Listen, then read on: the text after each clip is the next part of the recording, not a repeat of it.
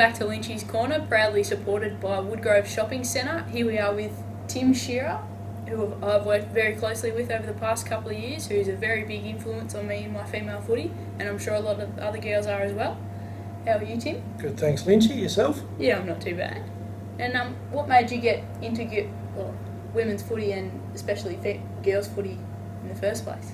Well, obviously my football development manager's role means I work across football, so I do Auskick and coach education and school football and various things. And Shearer Curtis, who many of our girls will know, spoke to me about the possibility of girls' football in Ballarat, and I was interested in helping out, and so I just assisted with the league getting started and have gone on from there. Nice. And now we see it from a player's perspective, but how have you seen the development of the admin and how all the teams have gone up over the past couple of years as our game's grown? Well, in the Ballarat area, one of the distinct advantages we've had compared to elsewhere has been that the league has been involved from the start. So the league is actively supporting the girls' competition and wants it to be successful.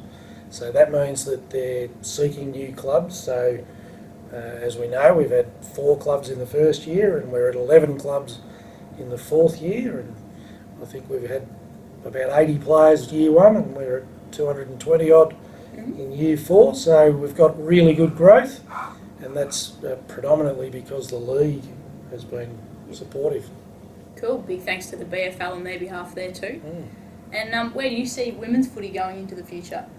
Well, one of the exciting developments for us locally was the creation of the Redan and the Golden Point women's football teams that are playing this year in the VWFL.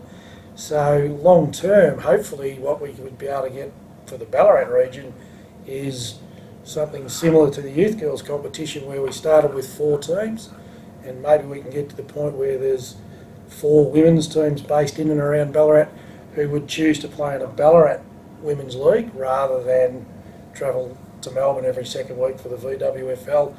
And that might then create an option for us to have a state team similar to the Roosters in the VFL, where our best players could represent the region in a high level competition and the other players would play in the Ballarat Football League women's competition. That would be fantastic if we could develop that.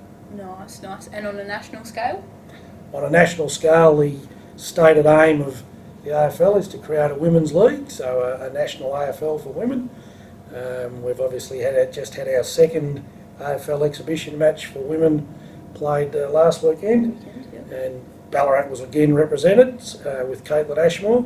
So hopefully in the next decade, and I'm not sure whether it will be early in the next 10 years or towards the end of the 10-year period, there would be a women's competition for girls like yourself and the younger girls that we're working with now to aspire to play in. Nice. So that's good. And what makes you like working so closely with the girls, especially like when we go away for Vic Country and for V-Line? The enjoyment that I get, not just myself, but quite a few of the people who work predominantly, or not predominantly, just in the girls' area of football, in the female football space, as Shearer likes to call it.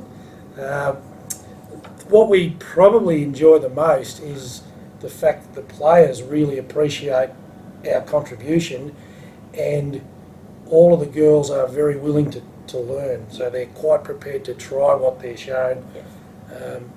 With all due respect to some of our talented young boys, they can be fairly set in their ways by the time they're already 14 or 15. They think they play a particular way and that they play a certain role and they play only certain positions.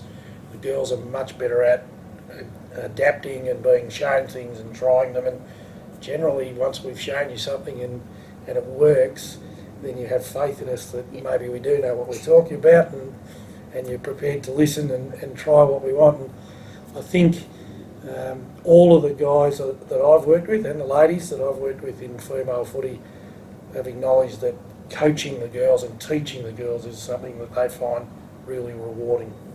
Alrighty. Thank you, Tim, for coming and sitting down and having a chat with me as we figure out that footy isn't just for boys anymore. So thank you. Footy's never just for the boys, footy's always for everyone. Good on you, Lynchy, thank you. Thanks, Tim.